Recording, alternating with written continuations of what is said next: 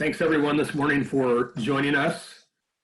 I will hope and assume you're all in a safe, good place this morning. My name is Shoemaker. I'm with the Giving Compass. As you know, Giving Compass is an online destination for donors, bringing together all the resources you need to have impact in a single destination online. Spread the word, if you would, about givingcompass.org. We'd appreciate it.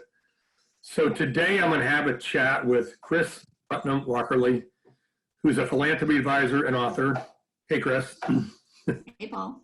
She has worked with top global philanthropies, ultra high net worth donors, celebrity activists, foundation wealth advisors, Fortune 500 companies for more than 20 years. So she knows a thing or two. And I will say, I first came across her work, I don't know, about 5 years ago. And I just remember continuing to read her newsletter and thinking, I agree with that. I agree with that. So I'm a big fan.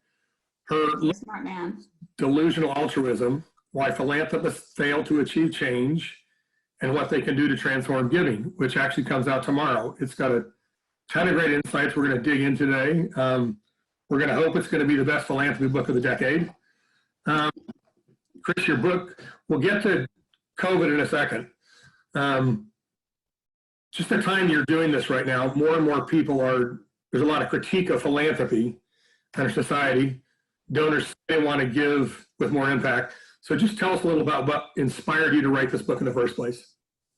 Yeah, thank you, Paul. And I'm really glad to be doing this webinar, and I really appreciate Giving Compass for helping promote these ideas and, of course, the book.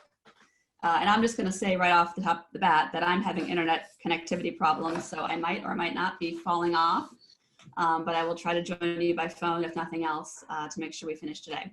Yep. So, what prompted me to write the book was really two things. One is a question that I ask most of my clients, which is, if you could accomplish only one thing this year, but it was to be your legacy at your organization or in your philanthropy, what would it be? It's one of those questions that really gets you to focus on what is most important. And so when I asked myself that question, I thought, I need to write a book. I need to write this book.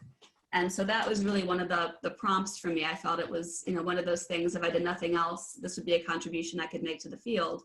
And, I wrote a book called Delusional Altruism because after advising philanthropies for over 20 years, I kept seeing over and over again people who were genuinely wanting to make a difference, really wanting to create social change, but getting in their own way and often not realizing that it was even happening.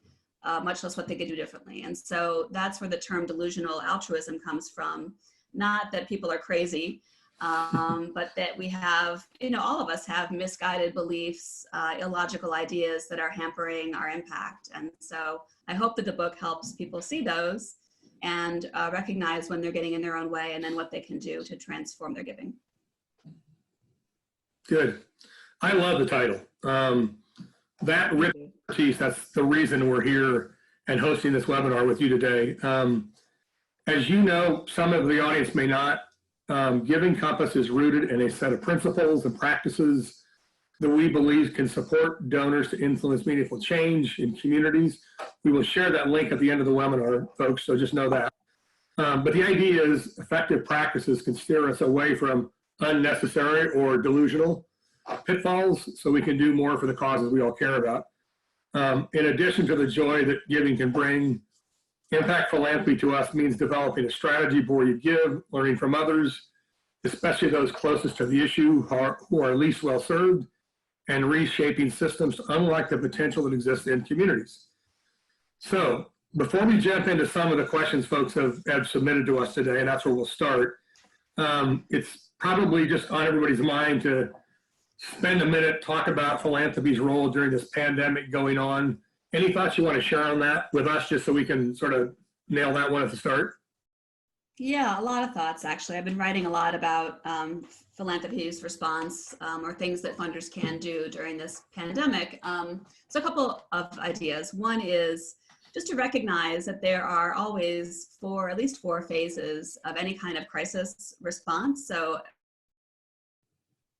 response to any kind of disaster or crisis. So the first one, of course, is the immediate response, the immediate term needs. Then there's a phase of recovery where you're trying to bring things back to normal. as they were before, a phase of reform where you might be changing policies and more changing things to prevent these things from happening again. And then the fourth is resilience, so that you don't just bounce forward from a crisis, but you bounce ahead, and you actually end up better than where you were to start. And so what's important is to think about all those phases. Everyone's immediate major reaction is to respond to the immediate needs because they're right in front of us and they're pressing and they're urgent, which is important. I think it's important to make sure that funders continue and make plans to fund recovery, reform, and resilience. And sometimes philanthropies like the Community Foundation Sonoma County is an example. When they had those wildfires in California a few years ago, they immediately created a fund, but they intentionally created a recovery fund so that they were already planning ahead for the recovery, knowing that others were going to focus on the immediate crisis.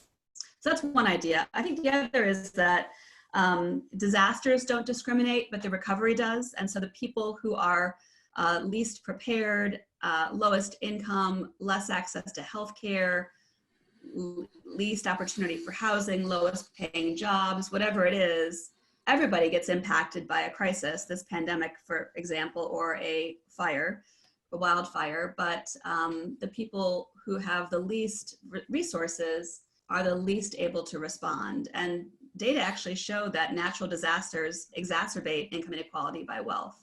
And so I think it's really important to have an equity lens as funders as we think about ways that we can be helpful. And I think that the third is really the importance of reaching out and not retreating. So I think in times of crises, I mean, it's a scary time right now, right? People are fearful, they're feeling overwhelmed, and there is a tendency in philanthropy to just like hunker down, right? Like, okay, we're all working from home, so we'll get back to you in a month, or I guess we'll have to postpone strategic planning for 6 months, or whatever it might be, right?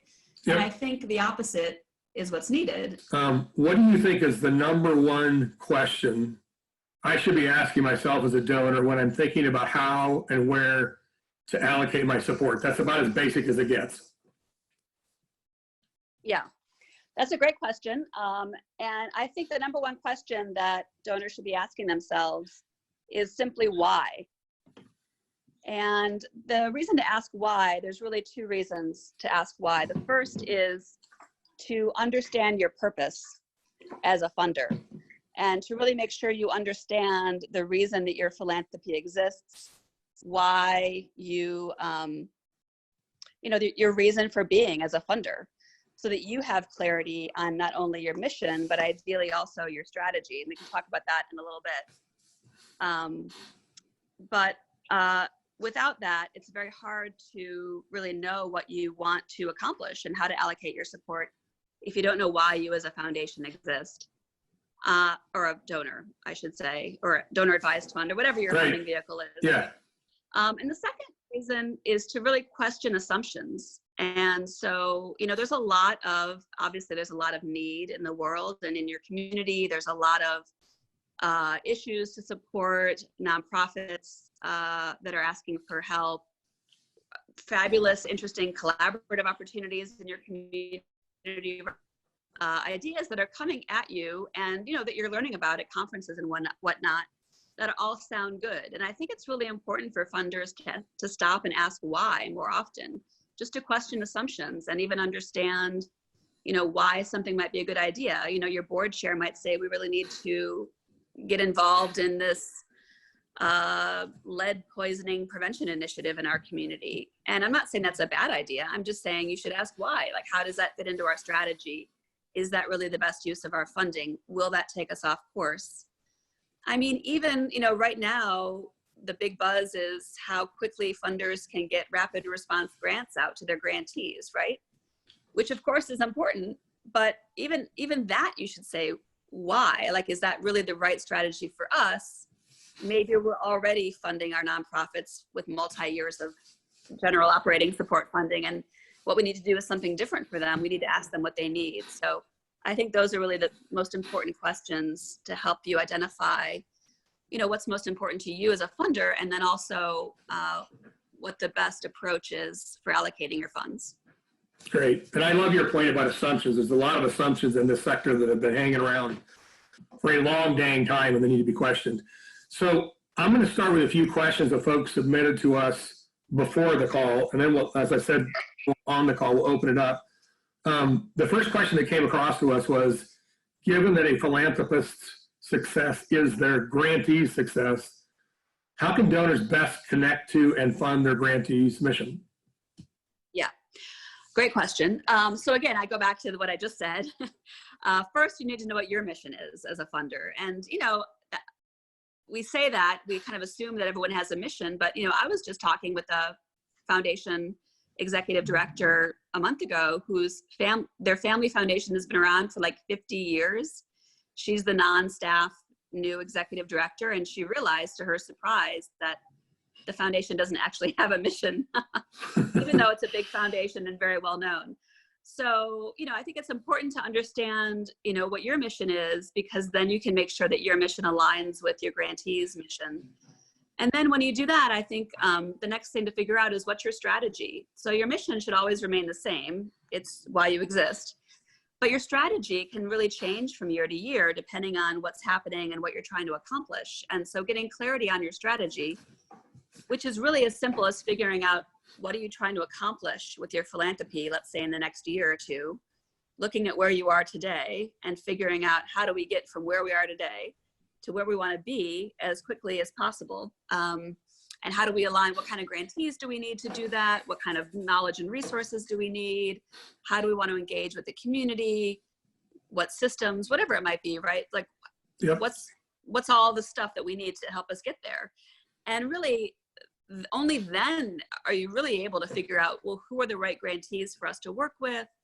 What kind of relationships do we need to have with them? How do we want to support them? And then you can figure out, which are the right grantees based on their mission statements and what they're trying to accomplish. But, not every foundation or donor is ready to be that focused. I understand. Everyone wants to be, right? So as they're more generalist funders. They might want to respond to all kinds of needs in their community, or be, just a responsive grant maker and let organizations apply for funding. And I think in that case, the best way to really align and connect with their mission is to pick up the phone and call them and talk to your grantees about, what do they need? This is during the crisis or during normal times, like, how's it going? What's happening? What are you working on? What are your top priorities? What do you need? Here's what we're doing and what we're thinking. How can we best align? And I think, having open, honest, genuine conversations really goes a long way in building a trusting relationship, to the point where, what you want is your nonprofit grantees to trust that they can tell you when things aren't going well. Yep. When, the executive director thinks she might be retiring and there's really no succession plan and she needs help, or whatever, they've lost funding. Too often nonprofits are fearful of sharing bad news with their funders, when really the opposite should be happening. There really needs to be a trusting relationship where, nonprofits can feel comfortable that they can share that information and not get penalized. Yep. And that the funder needs to be prepared to respond. That doesn't have to be that you give money, but it could be, or it could be that you hire help them get succession planning, or you at least stick with them through challenging times. Yep, absolutely. That's good. So speaking of strategies, from your experience, give us what's a few of the best strategies you see or you've used to evaluate the impact of a donor's gift? Yeah. Everybody's always asking that question. It is. It's a great question, and it's a hard question to answer because the answer is almost always it depends, right? It depends on what the gift is and what you're trying to accomplish. So certainly assessing the impact of a homelessness prevention project is easier than assessing the impact of climate change interventions, let's just say. So I would say it really is a matter of starting with the right questions. And I find there's 4 questions that really help a donor figure out the right approach to assessing impact. And the first is, what do you want to learn? And that might seem simple, but if you take the time, I mean, and by time, I mean like an hour, to really answer that question for yourself, what do you want to learn? That can really dictate, that will dictate the course of any kind of evaluation design, right? So if what you want to learn is, let's take the case of substance abuse treatment programs, or if you want to learn that young people going through the programs are staying clean and sober for a certain period of time, or that they have the knowledge and information they need so that when there is recidivism and they do relapse, how they know how to get help and where to get the help, or that parents and families are prepared and have access to resources, whatever it is, right? So what do you want to learn? And then the next question is, who needs to know?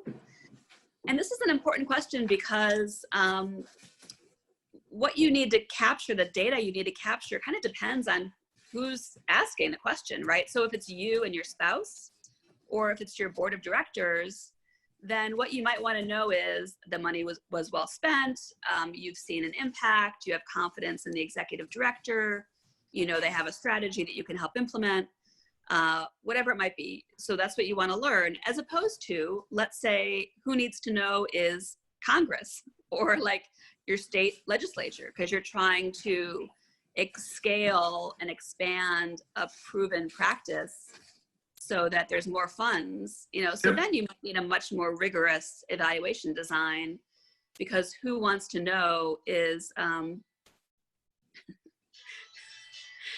paying a lot of attention. So I'm learning something right in this moment about remote learning with your children. So mine have various devices. I've gotten them out of the house so I could do the webinar at least, but now they have various devices scattered around the house. And one of them, I think, is getting a FaceTime call from a friend. So I'm just going to. Okay. The joys of remote learning. So who needs to know, and might dictate the level of scrutiny or the evaluation design that you need. The third question then is, what's the best way to learn it? So based on what you want to learn and who needs to know, literally, how will you capture that information? Is it pre and post tests? Is it focus groups? Is it some kind of survey? Whatever it might be, right? And then the last question to ask before you start collecting the data is, how do we plan on using this information?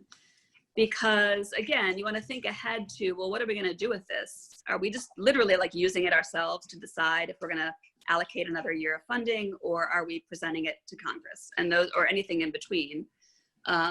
Because that again will dictate the kind of information you want to create, and making sure that the data are even capturable. You know what I mean? So I think when you start with those questions, it kind of aligns your thinking to what's realistic. And I'll just say one more thing, Paul, is the other important thing that donors need to do is, if you're expecting an evaluation or you're expecting to assess impact, you need to ask whether you are actually helping to fund that assessment.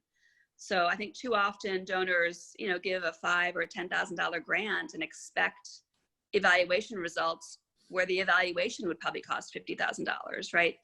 And so you need to make sure that you're right-sizing your expectations with your funding. Yep, absolutely. You keep saying all this stuff that I've agreed with, and that's why I like following your work over the years. So to folks that are on the call, there is a button at the bottom, Q&A. So if you folks want to start submitting some questions through that, I'll look at them as they come up. Kris and I will keep having a conversation, but you can use that Q&A at the bottom. When I looked at your copy of your book you sent me this weekend, thank you for doing that. You're welcome. One of the most interesting things that's right up in front of the book, you talk about having a scarcity mindset. Mm-hmm. How is it that a donor, somebody with the resources and the funds, what does scarcity mindset mean in this context? Yeah, that's a great question. So this is one of the things that surprises me the most, really, because philanthropists, if you yourself are the donor, that generally speaking means you yourself have so much wealth that you have plenty to take care of yourself, your family, and there's extra to give away and help other people. Or you might be the professional staff working at a foundation, in which case, you're probably making a decent salary yourself, but more importantly, there's money to be given away, right? So there's, if nothing else, you have wealth. And so, or access to it. And so the scarcity mindset is really this belief that the less we spend on ourselves and our grantees, like the more impact into the world, right? So it manifests itself by this belief that, we need to maintain a Spartan operation. We can't invest in our own talent, learning, strategy, executive coaching, evaluation, research, the list goes on, technology. We're all experiencing the lack of technological investments right now. Yeah. Because often it's out of fear of a feeling of guilt, because all the money needs to go to quote unquote help other people, right? Yep. Or you want all your money to help programs, but not the infrastructure and overhead that's necessary to run and operate those programs successfully. And we see that in insistence upon either not paying overhead or low overhead rates or refusal to provide core operating support. And, while I think the belief is good in intent, right? Trying to save money so that you can give the most money away. The challenge is, again, and that's an example of delusional altruism, because it's holding philanthropists back. And to be the most successful philanthropist and have the greatest impact, you have to be the best philanthropist you can be. And I don't mean, investing in like a board retreat at the Four Seasons in Maui, right? Although that, of course, would be lovely. But what I'm saying is like making sure that you have the knowledge that you need to be as successful as you can. Investing in a facilitator to help facilitate your board retreat, your family meeting, because you believe that you deserve the time to be able to think and reflect during that meeting, and you don't have to lead the meeting yourself. And it's worth the investment in yourself because you're going to make better decisions. You're going to come to agreement faster, whatever it is, right? Yep. And I think too often funders hold themselves back and prevent them from doing that, and they don't realize the damage that it causes. Got it. Thank you. Just to remind folks, the Q&A button is at the bottom of your screen. That's different than the chat button. So use the Q&A button. And I'll get to a few of those questions in just a second. Another thing you talked about in the book, which is the fear of not being right. And I definitely see that as folks that I've worked with. Talk a little bit about why you think that is. And are there any sort of like best practices or recommendations for how folks can get over this fear of not being right? Yeah, so this is interesting because I think, whoever is on this call or listening in at a later date, or, for the most part, any philanthropist, you're a successful person, right? You're smart, you're educated, likely you have had life experiences, you might have grown a business, or, you've managed your family's wealth, or you have a master's degree, or whatever it might be, right? And so we like to believe that we're right. And especially, I think, a lot of times for people that have, earned their wealth, they started and launched a business, they're a successful hedge fund manager or whatever. There's a, you're used to being right. And so suddenly you find yourself in philanthropy where it's a slightly different world. And what worked for you managing your hedge fund might not really work for you running a foundation. And so, ending homelessness is a little bit different than running a bank or running a business. And so I think funders often aren't willing to recognize that they're not right. They're fearful of learning that they're not right. And so instead of being open to learning, they actually hold themselves back and retreat.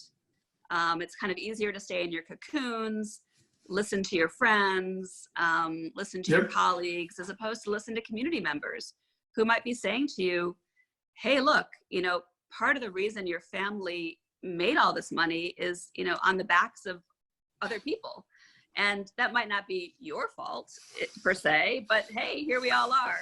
So let's look at the situation and figure out how we can come together and come up with ideas. And, that's hard to hear, right? So I think you need to be open to recognizing that there's a lot to learn in philanthropy, and there's a lot of people to learn from who have had very different life experiences than we have.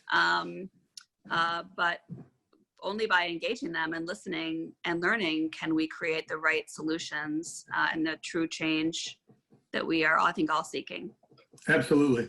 So a question somebody submitted, which was literally on my mind, I'll word it differently. As you say those things, I know you're a consultant. Right? You have all these clients.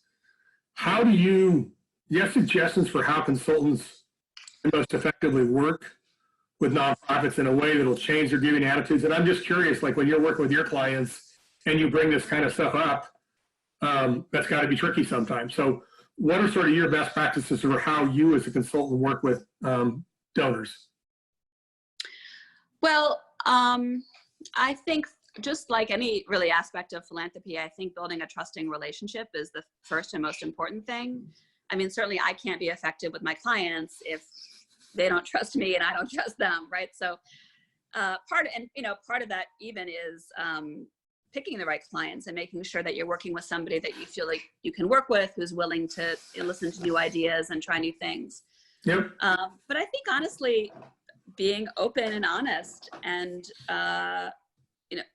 I think people are used to hearing yes a lot and having like yes men or yes people around them.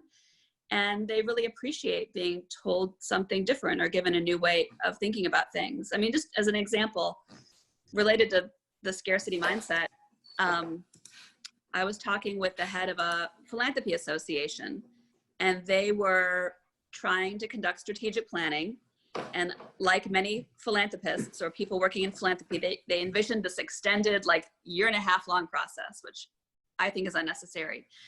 And it was going to start with a learning tour. And so they were planning on organizing, their members were all foundations, and they were going to organize this like 6-month learning tour where their staff were going to orchestrate these conversations that they were going to have and invite members, and it was in multiple cities, and it was going to take all this time and preparation and bringing in speakers and all this stuff.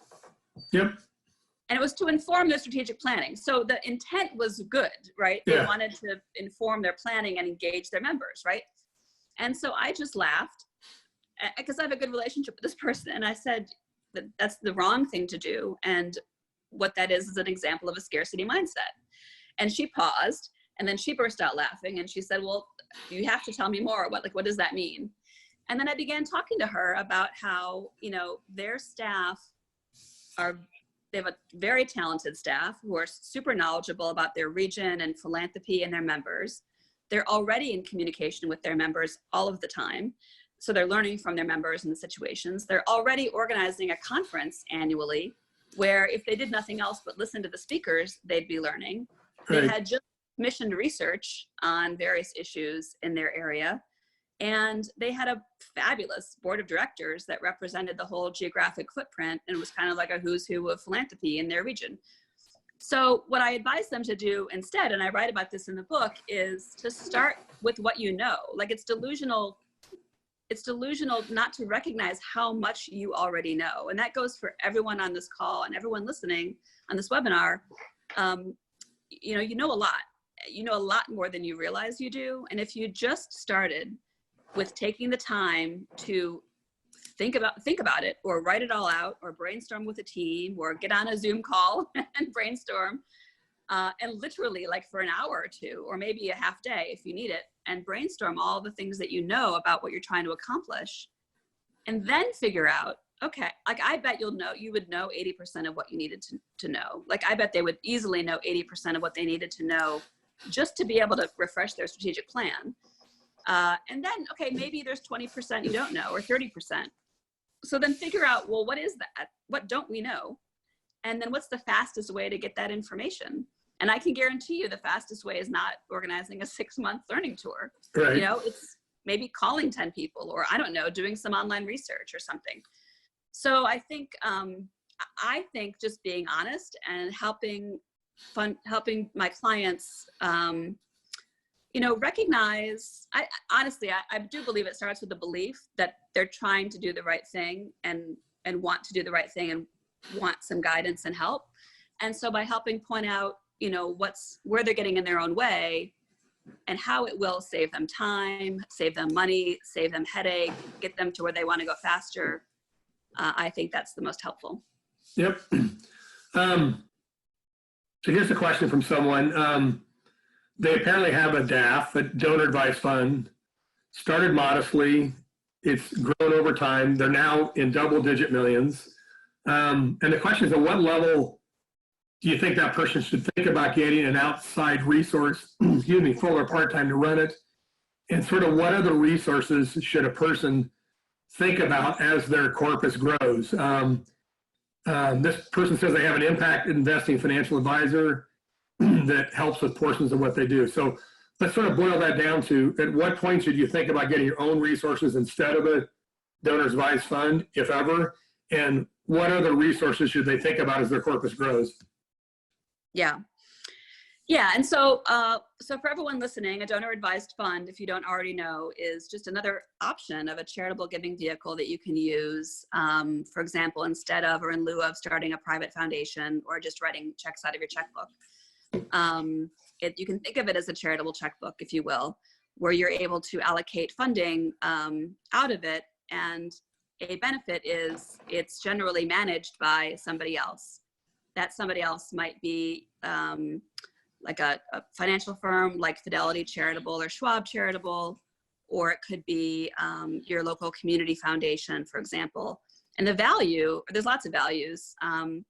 A value is that you can focus on the giving and somebody else is handling the investment and or the just the making sure it's compliant with taxes, the reporting, all the back office, sending the checks, sending the thank you letters, all that stuff, right?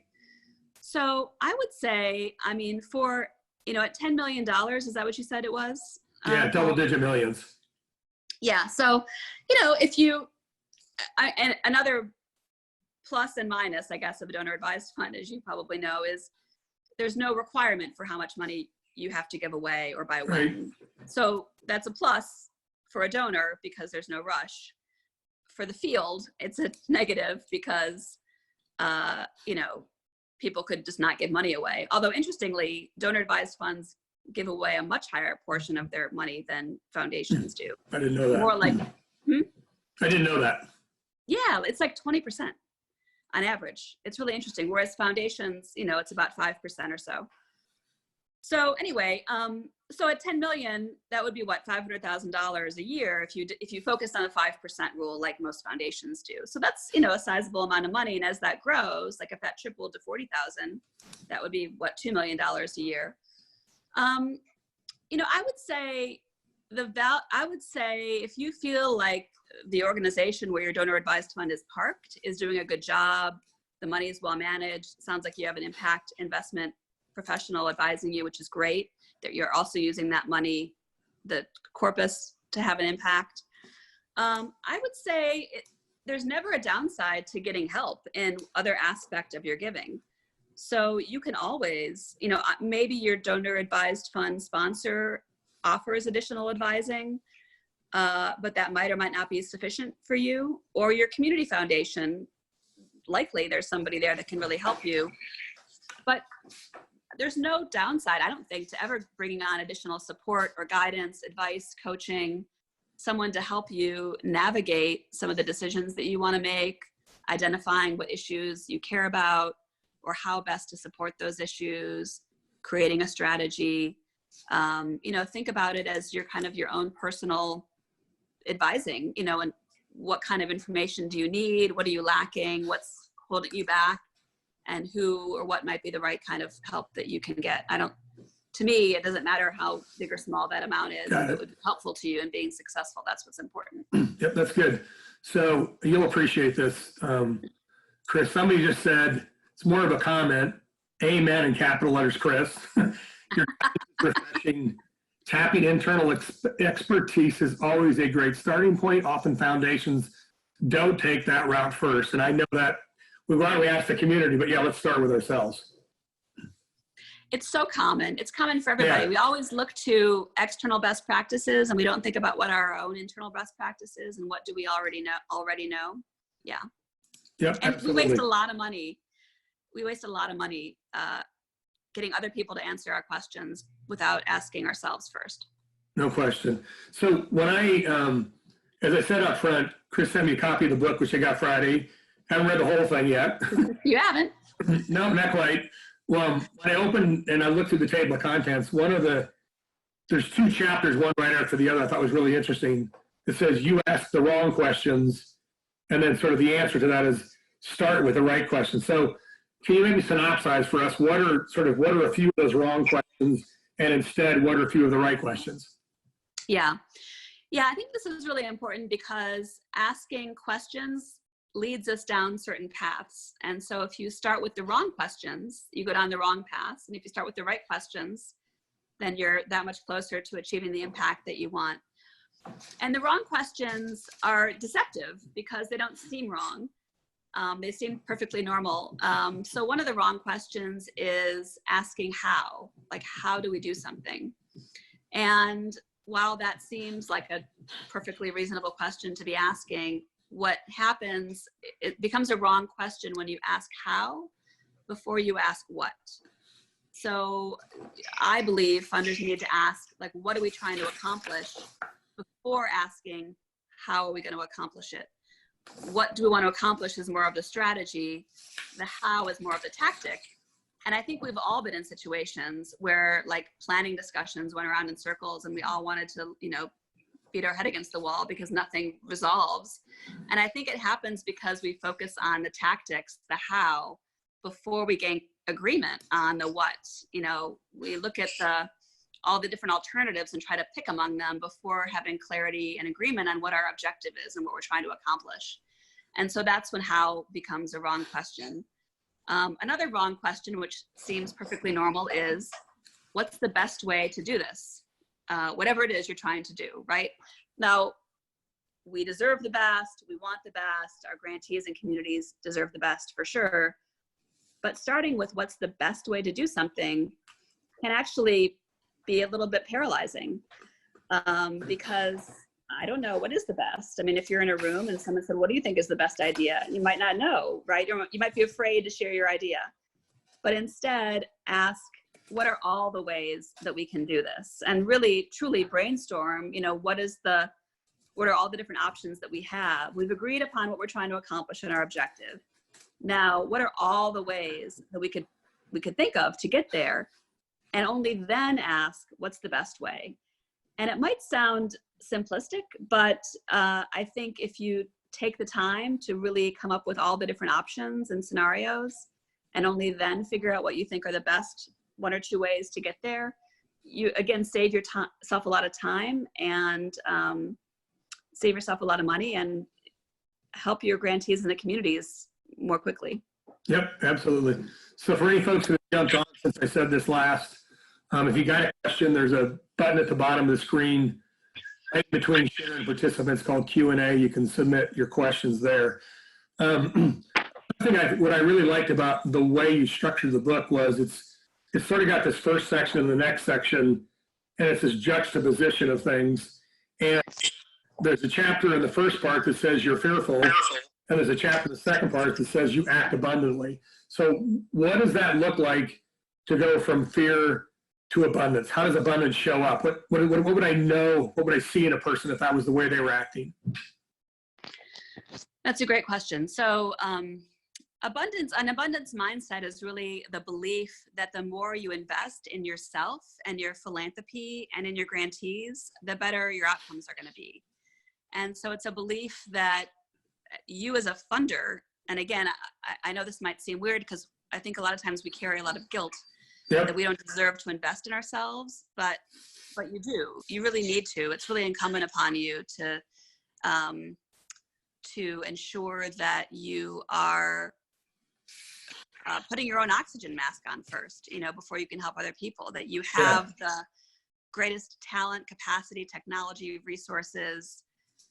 Again, I don't mean obnoxiously spending money on yourself. I mean, making sure that you're the best equipped that you can be. I give an example in the book of it's like a network of donors that was a nonprofit that was trying to organize donors to support progressive causes. And she wanted to triple the number of donors, triple the amount of money that they were supporting to these progressive causes, triple their members. and increase the extent to which these donors are utilizing their support and services. Yep. So that's a great goal, but she had no baseline. Like, she didn't know what the current amount of money was going. She knew how many members she had, but she didn't know how much money they were allocating to these causes, or really to what extent they were focusing on her ideas and resources to inform their giving. So I suggested that they conduct some research to do that, which really wouldn't have taken that much time or money. And she just refused. She said, we're a small nonprofit. We have no resources. We can't possibly do that. I'll just ask my staff, who are A, already exhausted and like overworked, and B, have no research experience to do this. And so, you know, while she was sitting on a membership full of donors, like, she could have asked one of them, would you be willing to give us, you know, $50,000 to help support this? And I'm sure they would have. So it was, again, it was this, the abundance mindset is the one that says, you know, we deserve, like, we have this goal. We need help to get to this goal, and we need to invest in ourselves to help do it. Yep. Got it. So one other thing I want to do before I get back to other questions from other folks, there's a chapter you've got which says, don't be fooled by your own efforts. How can a philanthropist get fooled by their own efforts? What does that mean? Yeah. Well, you know, I would say in philanthropy, there's not a lot of slackers. You know, people are very well-meaning, well-intentioned, and very busy. But I think too often they're busy on the wrong things. And that's because they lack clarity on what they're trying to accomplish and the best way to get there. And so it's very easy to just kind of focus on, like, literally opening up your calendar for the week, being overwhelmed. I guess we're not as overwhelmed now as we used to be, but we will be again soon. You know, that there's back-to-back meetings and calls, and your inbox is overflowing, and there's all this stuff that you're supposed to be doing. And you just kind of like hunker down and start doing it. So you're doing lots of stuff, you know, and it's not bad stuff. It's reviewing proposals. It's, you know, having conversations with people, whatever it is. But it's not really adding up to anything necessarily. You know, if you don't have clarity in what you're trying to accomplish, then it's impossible for your team to be allocating their time appropriatly to accomplish those priorities and execute on what you're trying to do, because there's no strategy. There's no agreement on what that is, right? So, but you hire really good people, so they're just doing stuff, not bad stuff, and they're allowing themselves the time to fill. And so I think fooled by your own efforts really means that you can be certainly very busy, and you can be doing lots of activities, and those activities by themselves are perfectly fine. Talking to grantees, going to conferences, preparing for board meetings, whatever, right? But it's not aligned toward a common goal. And so you're not really getting very far in your That makes sense. So question for you, we were going to share some content here towards the end, which I assume you probably cannot do from your phone? I cannot do from my phone, that is correct. You want to talk it? I got two other questions. You want to talk that through, or do you want me to just keep going on questions? No, I'd keep going on questions, because I'm getting a lot of that content out anyway through the questions. So these are good. Great. Excellent. There's another point you make in the book, and somebody asked about, which is just the idea of embracing inclusion. And the conversation I hear more and more about in the sector all the time these days. And I think people like believe in the idea, but they don't quite know how to land that. So when you talk about embracing inclusion, what does that look like to you? Well, I think it's part of, in a lot of ways, building a trusting relationship and recognizing that, you know, I mean, I did say earlier, and I do believe this, like, you know a lot as a funder, right? As a donor, there's a lot of information and insight that you bring, and asking what do we already know is one of those questions I think we should ask. But then the next question to ask is, what don't we know? And who else do we need to involve on this? Because, you know, if these problems were easy to solve, they'd be solved already. The challenges we're trying to tackle are complex, and we need to engage a wide variety of people into whatever work we're doing to make sure that we're thinking it through, we really understand the issues, we've identified all of the best ways to accomplish something, and we have the right people to help us do it. And so, inclusion, I think, really means recognizing, like looking around and saying who's not at the table and who needs to be at the table in meaningful ways, and really making sure that as a funder, that's just not a box you're checking off. That's something that you are doing all of the time in whatever way are appropriate and that you can handle. That could be, bringing on an advisory group. It could be hiring different kinds of people on your staff. It could be bringing on different board members. It could be making sure you're always involving the community you're trying to help whenever you're designing whatever funding initiative you're creating. Amen. But just really thinking about inclusion so that those voices aren't just at the table, but they're really heard and incorporated into whatever you're seeking to do. Yep, absolutely. So I got one more question, then I want to give you a chance to tell us where to find more resources at the end. Towards the end of your book, there's a chapter about finding your North Star, and I'm sure that incorporates some of the things you've talked about already today. What does that mean what would that mean for somebody to find their North Star in their giving? Yeah. So it really means, again, clarity on what you're trying to accomplish and an agreed upon strategy. So really knowing what you are trying to do with your philanthropy. That could be the kind of change that you want to see in your community or in the world, the kind of philanthropist you want to become, how you want to look like, feel like, and smell like in a year from now. As an organization. It's that clarity. And part of that is understanding your mission, vision, values. But really, I see a strategy as a framework within which you make decisions that impact the nature and direction of your philanthropy. So it's really a decision-making tool that allows you to know where you're headed. And then when interesting ideas come to you, as they will, you hear about collective impact at a conference, someone's talking about crowdfunding, there's no shortage of shiny objects, and they're usually really important things. You can take your strategy and say, well, okay, is this new shiny thing going to advance us and help us get to where we're going? Or is it going to hold us back or derail us or just take us off course? Or do we need to change our strategy? I mean, that's a legitimate question. And so again, it's just knowing where you're headed so that you can get there. And I think a really important point is it doesn't have to take very long. I mean, you can really develop a strategy in a day. Honestly, you can. It does not need to take a year or 2 years. And I'm constantly talking to clients or foundations who are, preparing for a 1-year strategic planning process. And then after that's done, then they spend a year creating like a beautifully created, designed implementation plan, like a Gantt chart, before they begin implementing. So it's now 2 years, 2 years later, and you're just starting to implement your 2-year plan. It's totally illogical. So I think speed is really your friend in strategy, and, having the confidence that, that 80-20 rule, if you're 80% there, start moving on it, you can figure out the rest. And if you think about it as a 1 year, if you refresh it every year, then kind of keep moving, and then you can refresh it as you go, as you need to.